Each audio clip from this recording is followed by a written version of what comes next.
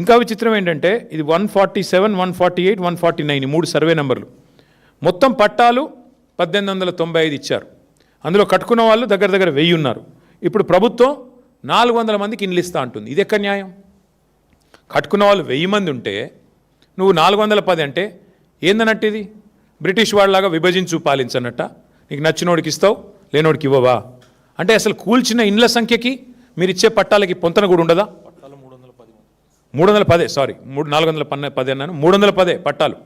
అంటే ఏ అర్థం పర్థం లేకుండా వీళ్ళు నిజంగా, నేను అప్పుడప్పుడు అంటూ ఉంటా, ఇప్పుడు మళ్ళీ నిజమే అనిపిస్తుంది నాకు, వీళ్ళు సర్కారు నడుపుతున్నారా సర్కస్ నడుపుతున్నారా మాకైతే అర్థం కావట్లేదు. కూలగొట్టేది మీరే, మళ్ళీ తప్పుడు లెక్కలు చెప్పేది మీరే, భూమాఫియా అని పెద్ద పెద్ద డైలాగులు కొట్టేది మీరే, మళ్ళీ ఈరోజు చూస్తే అయ్యో అని చెప్పి 4 ఖర్చుకొని మళ్ళీ పట్టాలు ఇచ్చేది మీరే. అది కూడా కొంతమందికి ఇస్తామంటే ఎట్లా అర్థం చేసుకోవాలి మిమ్మల్ని? సర్కస్ నడుపుతున్నారా, సర్కారు నడుపుతున్నారా, ఏం చేస్తున్నారు ఆలోచించండి. ఇంకా సిగ్గులేదా మంత్రికి? వాళ్ళు ఏడుస్తుంటే అక్కడ ఇల్లు కూలిపోయి లబో దిబోమని మొత్తుకుంటుంటే ఒక అమ్మాయి అయితే కాలు ఇరిగిపోయి కుంటుకుంటూ రోడ్డు మీద పరుగులు పెడుతుంటే పెయిడ్ ఆర్టిస్టులు అంటాడు. అసలు నువ్వు మనిషివా మృగానివా నాకు అర్థం కాదు. నిన్ను అన్నా నీకు ఓట్లేస్తే ఖమ్మం జిల్లాలో ఇదా నువ్వు చేసే పని? నేను అందుకే అంటా ఉన్నా, ముందు ఈ 3 మంత్రులు, ముఖ్యమంత్రి రేవంత్ రెడ్డి ఆ పేద ప్రజలకి ఎవరి ఇండ్లైతే మీరు కూలగొట్టారో, అవమానించే మాటలు మాట్లాడిన దానికి, ఇండ్లు కూలగొట్టినందుకు, గత 10 రోజులుగా వాళ్ళని రోడ్డు మీద నిలబెట్టినందుకు, ఎండకు వానకి ఇబ్బంది పెట్టినందుకు ముందు బహిరంగంగా క్షమాపణ చెప్పండి. అడ్డమైన కేసులన్నీ పెట్టారు వాళ్ళ మీద. ఏమడిగారు వాళ్ళు? మా ఇండ్లు కూలగొట్టొద్దని అడ్డం వస్తే అడ్డమైన కేసులు పెట్టారు వాళ్ళ మీద. ఫస్ట్ ఆ కేసులు విత్డ్రా చేయండి. అట్లాగే నిజంగా చెప్పాలంటే ఆ కూల్చివేతల కంటే కూడా అవమానకరమైన మాటలు, ఎంత బలుపు, ఎంత కావురం మంత్రులకు నాకు అర్థం కాదు. పెయిడ్ ఆర్టిస్టులు అంటావా? నువ్వు పెయిడ్ ఆర్టిస్ట్వి. ఇలా గవర్నమెంట్లో ఉండి పందికొక్కులాగా ప్రభుత్వ సొమ్ము దోచుకుంటూ 1000 కోట్ల కాంట్రాక్ట్లు నీ కొడుకు కంపెనీకి ఇచ్చుకుంటూ ప్రభుత్వ సొమ్మును పందికొక్కులాగా తింటున్న వాడు పెయిడ్ ఆర్టిస్టు. పేదలు ఎందుకు అవుతారండి పెయిడ్ ఆర్టిస్టులు? నీలాంటి పందికొక్కులు, నీలాంటి దుర్మార్గులు, మానస హిల్స్లో ఇల్లీగల్ మైనింగ్ చేస్తున్న పందికొక్కు నువ్వు పెయిడ్ ఆర్టిస్టు. సిగ్గు శరం లజ్జ ఉంటే కాళ్ళు మొక్కి క్షమాపణ చెప్పి వాళ్ళకి ఇండ్లు కట్టించి అప్పుడు మాట్లాడు. ఇండ్లు కూలగొట్టడమే కాకుండా, చేసిన దివాలా కోరు పని చేయడమే కాకుండా, వెనకాల రియల్ ఎస్టేట్ మాఫియాని ప్రోత్సహించడమే కాకుండా వెధవ పని చేసి మళ్ళీ ఇంకా వెధవ మాటలు మాట్లాడుతూ ఉన్నారు. ఇంకా ఘోరం ఏంటంటే, బాధాకరమైన విషయం, అసలు ఒక ఆయనేమో హైదరాబాద్లో ఏసీ రూమ్లో ఇక్కడ కూర్చొని డైలాగులు కొడతాడు. ఇంకొక ఆయన దుబాయ్లో ఉండి వీళ్ళంతా కూడా ల్యాండ్ మాఫియా అంటాడు. ఎవడు ల్యాండ్ మాఫియా? తీసుకొస్తారా పేపర్లు? మీ దగ్గర ఉన్నాయా పట్టాలు? ఎవరిది ల్యాండ్ మాఫియా? ఇలా మీరు ప్రభుత్వంలో ఉన్నారు కాబట్టి ఇష్టారాజ్యం అనుకుంటున్నారా? దీని మీద ఖచ్చితంగా మా ప్రభుత్వం వచ్చిన తర్వాత సమగ్ర విచారణ జరిపిస్తాం, వదిలిపెట్టం. ఏ ఆఫీసర్లు అయితే ఇక్కడ వాళ్ళను భూమాఫియా అనే విధంగా తప్పుడు పత్రాలు ఇచ్చి గందరగోళ వాతావరణం చేసి కేసులు పెట్టి ఆగమాగం చేసి వాళ్ళని 10 రోజులుగా రోడ్ల మీద తిప్పారో వాళ్ళందరికీ నేను చెప్తా ఉన్నా, ఓరిని వదిలిపెట్టం. ఖచ్చితంగా సమగ్ర విచారణ జరిపిస్తాం, న్యాయం జరిగేదాకా వదిలిపెట్టం. 10 రోజుల నుంచి మా పువ్వాడ అజయ్ గారు, మా తాత మధు గారు, మా రవిచంద్ర ఎంపీ గారు మా పార్టీ తరఫున భోజనం పెడుతున్నామండి. భోజనం కూడా పెట్టనీయట్లేదు దౌర్భాగ్యులు. భోజనం పెడతాం, వాళ్ళు రోడ్డు మీద పడ్డారు అంబేద్కర్ భవన్లో అంటే భోజనం కూడా పెట్టనివ్వలేదు మమ్మల్ని. ఆఖరికి నిన్న మొన్న వచ్చి భోజనం పెడుతున్న కాడ కూడా నిన్న చిల్లర పనులు చేసి వాళ్ళ అనుచరుల కోసం భూమాఫియా చేస్తుంది మీరు. ఇంకొక మాట నేను అంటా ఉన్నా, అసలు భూదాన్ భూమి అని మీరే చెప్తున్నారు. నేను కలెక్టర్తో మాట్లాడా, అది భూదాన్ భూమి అంటాడు. మరి భూదాన్ అంటే గవర్నమెంటే కదా. భూదాన్ ఉద్దేశమే పేదవాడికి ఇండ్లు లేదా వ్యవసాయానికి రైతులకు లేకపోతే పొలం ఇవ్వడం కదా. మరి అక్కడే ఇస్తే అయిపోయేది కదా అని అడిగిన. ఎందుకు గులగొట్టిండ్రని అడిగిన, సమాధానం లేదు. ఏందట అంటే పక్కన విల్లాలు కట్టిండట ఒక ఆయన, కాంగ్రెస్ ఆయన. ఆ విల్లాలకి ఇది అడ్డం వస్తుందట, అందవిహీనంగా ఉన్నాయంట ఇల్లు, ఇవి అడ్డం వస్తుందంట, వ్యూ బాగలేదంట, అందుకని వీళ్ళని తీసేయాలంట. ఇందుకే ఈ ముఖ్యమంత్రిని నేను మొదటి నుంచి తుగ్లక్ అంటున్నది. పిచ్చి తుగ్లక్ పనులు కాకపోతే ఏంటండి ఇవి? భూదాన్ బోర్డుల్లో ఇల్లు కట్టుకుంటే పట్టాలు ఇవ్వాలా? నువ్వే చెప్తావు కదా నీతులు. పేదవాళ్ళు తెలుసో తెలియక ఇల్లు కట్టుకుంటే రెగ్యులరైజ్ చేయాలా? It's a criminal waste. నువ్వే నరికితీవు కదా. అయ్యప్ప సొసైటీలో డెమాలిషన్స్ అవుతుంటే అది చాలా క్రిమినల్ వేస్ట్ కదా. సిమెంట్ వేస్టు, స్టీల్ వేస్టు అని చెప్పి చాలా బాధపడిపోతీవి కదా. మరి ఇవాళ ఎక్కడ పోయినావు? ఇప్పుడు ఎందుకు పిచ్చి తుగ్లక్లాగా మాట్లాడుతున్నావు? ఎందుకు పిచ్చి తుగ్లక్ పనులు చేస్తూ ఉన్నావు? ఇంకొక మాట కూడా నేను చెప్తా ఉన్నా, ఈ భూమాఫియాని ఇక్కడితో వదిలిపెట్టం. ఎవరైతే భూదాన్ భూములను ప్రైవేట్ పట్టాలుగా మార్చుకొని వాళ్ళ వాటిని హస్తగతం చేసుకునే ప్రయత్నం చేస్తున్నారో వాళ్ళని వదిలిపెట్టం. తప్పకుండా వాళ్ళని వెంటాడతాం, వాళ్ళని ఎట్టి పరిస్థితుల్లో కూడా వదిలిపెట్టం. అట్లాగే అసలు ఎంత దుర్మార్గం అంటే, అక్కడ గతంలో 100 గజాలు ఉన్నది ఒక్కొక్క పట్టా ప్రకారం. ఇప్పుడు వీళ్ళు 75 ఇస్తారంట. అంటే 25 ఎవరు నొక్కుతున్నారు? పొంగులేటా, తుమ్మలనా, బట్టిగారా, ఎవరు? పేదవాడి గతంలో అక్కడ 100 గజాలు ఇచ్చిందే భూదాన్ బోర్డు. మళ్ళీ అందులోకి వెళ్ళి ఇప్పుడు 75 ఇస్తాం 25 ఏమంటే ఎవడు దొబ్బేస్తున్నాడు? అది మీరేనా? మీ వెనకాల ఉండే బ్రోకర్లా? ఇది చెప్పాలని చెప్పి డిమాండ్ చేస్తూ ఉన్నాం. అట్లాగే ఇంకా విచిత్రమైన మాట మాకు అర్థం కాంది.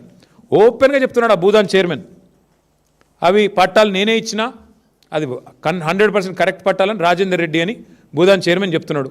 తప్పైతే మరి చెప్పండి, ప్రభుత్వం ముందుకు చెప్పనియండి. అది కూడా మీదే కదా భూదాన్ బోర్డు అంటే. అంటే హైకోర్టు ఆర్డర్స్ ఉన్నాయి గతంలో ఇంప్లిమెంట్ చేయమని. అంటే ఈ రకంగా ఇంత నిర్లజ్జగా ఇంత నిస్సిగ్గుగా ఇవాళ 1500 మంది ఇంకా విచిత్రమైన విషయం మీకు చెప్తాను నేను. ఇప్పుడు ఆ 311 లిస్ట్ ఇచ్చారు.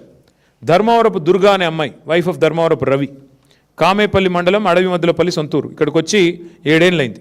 ఆ లిస్టులో ఆ పేరు లేదు. దుగ్గిరాల శ్రీకాంత్ సన్ ఆఫ్ బాలయ్య, సొంతూరు ఎన్కూరు, 20 ఏళ్ళుగా ఖమ్మం పట్టణంలో ఉన్నాడు. మరి ఆయనను కూడా ఇప్పుడు వదిలిపెట్టారు కావాలని.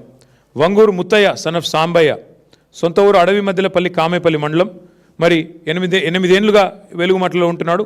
పట్టా ఉంది, అన్నీ ఉన్నాయి, ఆయన కూడా ఎంపిక చేయలేదు. బంధం ఉషా, బోనకల్లు, డిప్యూటీ సీఎం గారి సొంత కాన్స్టిట్యున్సీ, 6 ఏళ్ల కింద వచ్చి ఇక్కడికి వచ్చి నివాసం ఏర్పాటు చేసుకున్నారు, వారికి కూడా ఇవ్వలేదు. సలీంద్ర త్రివేణి, వైఫ్ ఆఫ్ భాస్కర్, చింతకాని, ఇది కూడా డిప్యూటీ సీఎం కాన్స్టిట్యున్సీ. మరి ఏం సర్వే చేశారో ఏం చేశారో కానీ వీళ్ళందరినీ ఇవాళ బజార్న పడేసింది ప్రభుత్వం. బజార్న పడేయడం అంటే నిజంగా మీరు పోయి చూస్తే తెలిసేది. తాగునీరు లేదు, టాయిలెట్లు లేవు, పువ్వ లేదు, రోడ్డు కనీసం బట్టలు మార్చుకుందామంటే ఆడపిల్లలకి జాగా లేదు. అట్లాంటి ప్లేసుల్లో వదిలిపెట్టి ఇవాళ పిల్లలు ఎగ్జామ్స్ ఉన్నాయి, ఇంటర్మీడియట్ ఎగ్జామ్స్ రాసే పిల్లలు రోడ్డు మీద వదిలిపెట్టిపోయారు. ఎన్నింటికి మించి నికృష్టంగా ఏసీపీ ఉన్నాడు ఆయన, ఖమ్మం ఆయన. మరి ఆయన అన్నం తింటున్నాడో గడ్డి తింటున్నాడో తెలియదు నాకు. వీళ్ళ మీద కేసులు పెడతారండి? ఎవడో మంత్రి చెప్తే పనికి మాలినాడు. ఆ ఏసీపీకి బుద్ధి జ్ఞానం ఉంటే, ఆ ప్రభుత్వానికి బుద్ధి జ్ఞానం ఉంటే విత్డ్రా చేసుకోవాలి కేసులు వెంటనే. తప్పు పని చేశారని మీరే ఒప్పుకున్నారు, పట్టాలు ఇవ్వడం అంటేనే మీ తప్పు మీరు ఒప్పుకున్నట్టు. మరి అట్లాంటప్పుడు తప్పుడు కేసులు బనాయించినందుకు కూడా క్షమాపణ చెప్పండి.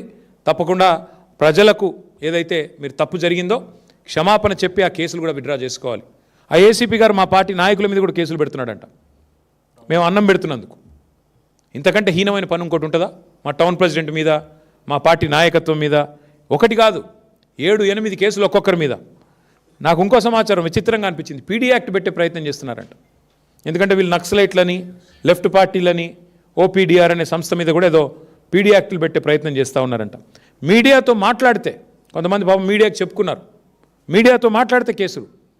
ఏది మీకు వాయిస్ ఇచ్చినందుకు. అంటే వీళ్ళు చేసే దొంగతనం కూడా చెప్పకూడదంట.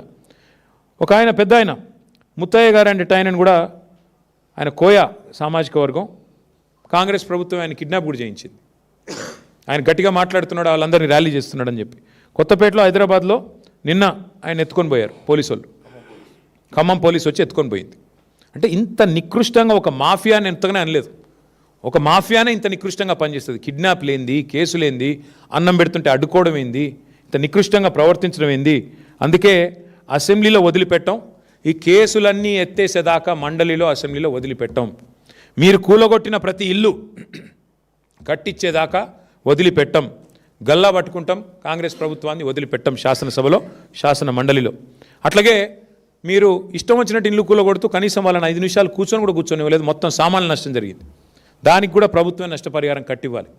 కనీసం కుటుంబానికి 3 లక్షల రూపాయలు ఇవ్వాలని మేము డిమాండ్ చేస్తున్నాం నష్టపరిహారం కింద.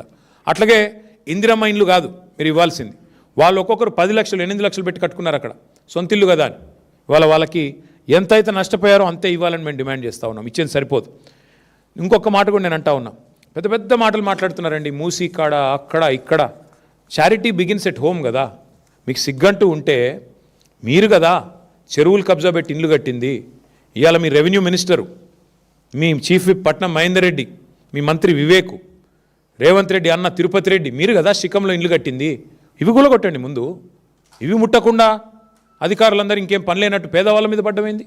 అందుకే మా పార్టీ తరపున మా ఖమ్మం జిల్లా నాయకత్వాన్ని అభినందిస్తూ మా అజయ్ గారు, మా మధు గారు, మా గాయత్రి రవి గారు, ఇంకా మా నాయకులందరూ కూడా ఎవరెవరైతే తోడ్పడ్డారో, మొన్న బ్రహ్మాండంగా అక్కడ పనిచేశారో వారందరికీ కూడా బాధితుల తరపున నిలబడ్డందుకు అభినందనలు తెలియజేస్తూ, మరి న్యాయం జరగలేదు, ఎరకొర చర్యలతో ఎలాంటి న్యాయం కూడా ఆ బాధితులకు జరగదు. వారికి న్యాయం జరిగేదాకా వదిలిపెట్టం. ప్రతి ఒక్కరికి పట్టా ఇచ్చేదాకా, నష్టపరిహారం ఇచ్చేదాకా కులగొట్టిన దానికి. అట్లాగే 75 గజాలు కాదండి, 100 గజాలు ఇవ్వాలి. అట్లాగే ఒక్కొక్కరికి 8-10 లక్షలు ఇస్తేనే అది సంపూర్ణమైన న్యాయం చేసినట్టు అవుతుంది. ప్రభుత్వం తన తప్పును తాను తెలుసుకున్నట్టు అవుతుందని చెప్పి కూడా తెలియజేస్తూ ముందు మంత్రులు క్షమాపణ చెప్పాలి. వాళ్ళు ఏం చేసినా మా ప్రభుత్వం వచ్చాక ఈ అంశాన్ని వదిలిపెట్టాం.